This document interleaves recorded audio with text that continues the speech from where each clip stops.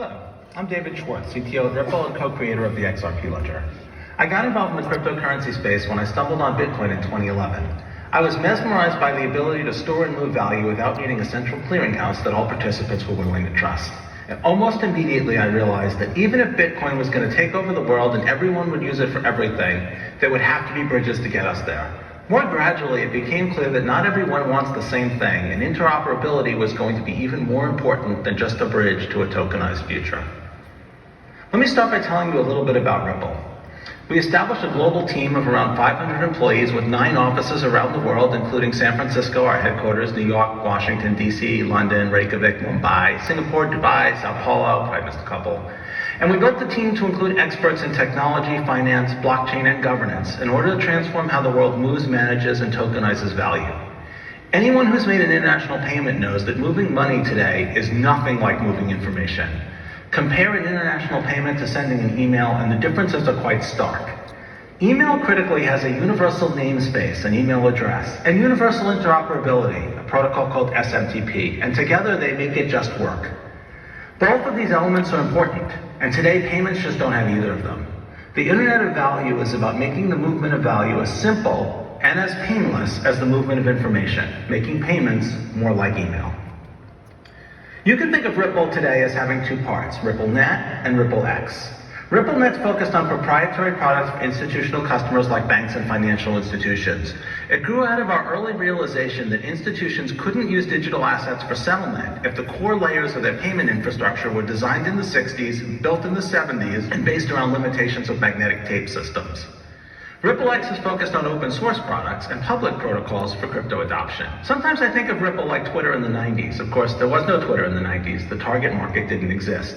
Twitter doesn't have to figure out how to get people to have home internet access or carry internet-enabled phones, because the people who already do that are Twitter's target market. Twitter's predecessors and competitors built Twitter's target market, and Ripple needs its competitors to thrive and grow to build our target market. XRP is the digital asset native to the XRP ledger. We leverage XRP in our products for its speed, neutrality, low cost, and green attributes. The XRP ledger is a public, open source, permissionless blockchain for XRP and other assets. The XRP ledger was designed and built for payments first. Why? Because if you don't have great payments, other applications are not going to work. Take, for example, a loan. If I take out a loan, there has to be a payment to me of the money I borrowed. When I repay the loan, those are payments. If you want to handle tokenized stock, well, people are going to buy and sell tokenized stock, and every buy and sell is also a payment. Like Ripple, developers choose to build on XRPL for its performance, low cost, reliability, and security, its accessibility, and its inherent green attributes. Being an open source decentralized blockchain technology is table stakes, but XRPL also provides significant benefits in scalability, speed, and cost. It's trustless in the sense that any participant can independently enforce all system rules, and there's no single party or even a single jurisdiction that all participants have to trust to use the system. XRPL features a distributed agreement protocol powered by a PBFT-like consensus algorithm that protects against malicious actors and solves the double spend problem. The XRP ledger was designed around an anti-robustness principle. Unlike many other systems, or pretty much all proof-of-work systems built around robustness, the XRP ledger won't tell you that you can rely on a payment unless you really can rely on that payment. XRPL uses XRP as a native asset to reduce transaction spam. A decentralized system can't tell legitimate economic activity from junk, and destroying a tiny amount, much less than a penny's worth, of XRP with each transaction ensures flooding attacks have some cost. Financial institutions using it today leverage XRPL for its ability to fully settle transactions for fractions of a penny with certainty in around 5 seconds, faster than other major blockchains. But the XRP ledger isn't just XRP. It supports issued assets, represented as a balance between accounts, and these behave somewhat like IOUs or stable coins do. The core concept is much like traditional banking. To have $1, you can have a bank owe you $1. To pay someone $1, you can make a bank owe them $1. And you and I don't have to use or trust the same bank for the payments to work, right? There's plumbing behind the scenes that connects the banks. Except the XRP ledger permits anyone to issue assets with the constraint that they can only owe that asset to people who have agreed to accept it. So you can't have people just give you a bunch of junk assets. The XRP ledger has a decentralized exchange, or DEX, to provide liquidity between different assets and between issued assets and XRP. Sophisticated payment and trading features make this multi-asset system work smoothly. You can pay someone in dollars even if you don't have any dollars, just by specifying that that's what you want to do. The pathfinding system will tell you how many euros, rupees, or XRP it will cost to deliver those dollars. XRPL is different because its core consensus mechanism is different. In the early days of Bitcoin, it seemed like proof of work was sort of what made Bitcoin magic, the special sauce, the unobtainium. But it turns out that that's not it. It's the public state, it's the rules, and it's the global enforcement of rules that are the secret sauce. It's the fact that every Bitcoin participant can tell which transactions are valid and can execute them themselves. That is the secret sauce. Tau just solves the double spend problem and does the initial distribution of the asset. I'd love to walk you through our top dozen innovations, but we'll leave that for another talk. But I do want to call out invariant checking here. This is a key XRPL innovation. Invariant checking is a security mechanism developed for the XRP ledger that provides a much higher degree of assurance than that provided by other blockchain systems that particular serious bad things won't happen. This is a technology that could have prevented the DAO attack that led to the Ethereum split with Ethereum Classic and many similar failures. What it allows you to do is pick something that you absolutely want to make sure never happens, say someone somehow creating more XRP, and point to a specific piece of code that prevents that from happening. Without it, the only way to be sure nobody could create more XRP would be to audit all the code and make sure you don't spot any place with a subtle bug that allows XRP to be created. But how closely can you audit 500,000 lines of code? With invariant checking, XRP not being created by any transaction is an invariant check by a specific piece of code. And auditing that tiny piece of code around 100 lines is much simpler. And you're only auditing it for one thing. Does it make sure that XRP can't be created? I barely scratched the surface, but today I'm excited to talk to you all about the newest innovation in the XRPL universe that will be key to unlocking a multi-chain future in which each blockchain can be optimized for a specific use case and they can all interoperate. Blockchains have an inherent painful trade-off. You want as many transactions per second, and you want each transaction to be as cheap as possible. But each transaction I do imposes costs on other users of the system. They have to receive that transaction, check the signature, execute it, store it, pass it on to their peers, and so on.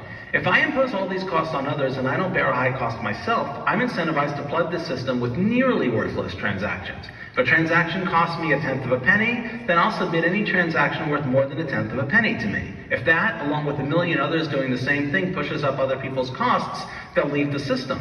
But if you push up my cost by making my transactions expensive, then I may leave the system.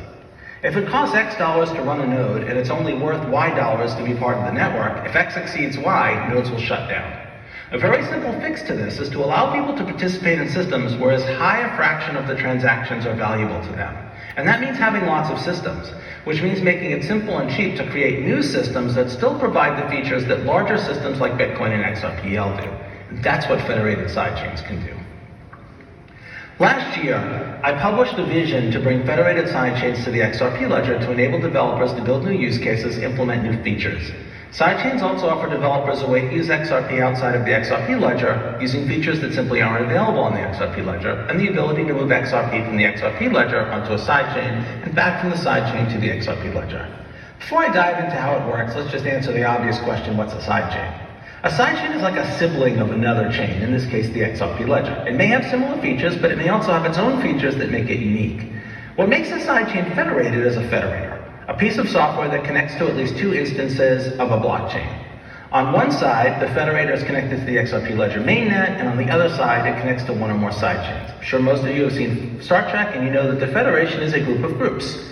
Each group doesn't fully trust the other groups in the federation, but they cooperate in specific areas for mutual benefit. A federator does precisely this, but for a group of parties that want to run a blockchain. So why would you do that? Well, we've heard from developers and contributors to the XRP ledger that smart contract functionality is among the most requested feature. And we've proposed federated sidechains to enable developers to experiment with and enable new features on a sidechain that acts as its own blockchain. Federated sidechains can provide some immediate benefits. A big one is horizontal scaling. Sidechains have their own fee system, their own reserve system, their own transaction capacity. You want to create a system with thousands of users that can hold XRP, you have a better option than being the custodian or putting all the accounts on the XRP ledger directly. This can resolve that painful trade-off I was talking about, where you want features but also predictable fees and load, and you don't want all the use cases on the same blockchain because that drives the node costs up. It's very low effort. Someone who wants to experiment with a blockchain can get started with a complete system ready out of the box, and they can handle real money in minutes without having to propose changes to established systems, which is very slow. And it's flexible. You have the freedom to decide how your chain works. Do you want a permission? Do you want it permissionless? Do you want it centralized? Do you want it decentralized? Is it a temporary sidechain? It can be purpose-built. Devs can build and launch blockchain features that are baked into the sidechains that, if successful, could even be ported to the mainnet. Now available for developers to preview, federated sidechains allows for easier interoperability, flexibility, and programmability to unlock new use cases. But are there any real-world applications for these sidechains? Well, the obvious one is features like CBDCs. Ripple's CBDC solution enables central banks to create a private parallel network, a permissioned blockchain that you can issue a CBDC on, and then you can connect that to the main public XRP ledger. Our vision is to solve for interoperability between CBDCs while creating a virtual lab for central banks to experiment with new features. The transactions are verified by the same consensus protocol used by the XRP ledger, which is less energy intensive, cheaper, and over 120,000 times more efficient than things like proof of work. Major first step in providing central banks with a secure, controlled, and flexible solution.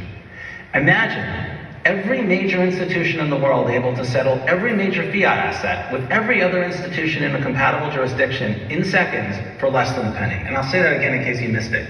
Imagine every major institution in the world able to settle every major fiat asset with every other institution in a compatible jurisdiction in seconds for less than a penny.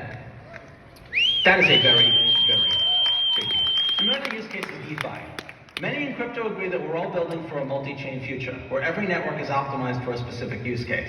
For example, the XRP ledger was built for payments in the same way that ETH was built for smart contracts, and that's why much of DeFi is built on ETH today. More and more exchanges are looking to DeFi to create interoperable experiences for their users, alleviate network congestion, cut costs, so on. In turn, the ability to interoperate crypto across networks will break down barriers for broader adoptions by reaching new users. Developers want to build bridges between networks with complementary use cases. The XRP ledger is well suited to make this possible with its native XRP acting as a neutral bridge asset that can easily be exchanged from one chain to another. XRP is consistently a top 5 most traded asset, and DeFi applications built on top would be built in a way that caters to what institutions want. The future of crypto will be a multi-chain world, but not without first achieving cross-chain interoperability. Federated sidechains and similar innovations are key to making this future a reality. And it starts with the XRP ledger. Thank you. David Schwartz! Yes, I have my XRP, definitely. Ladies and gentlemen, to close out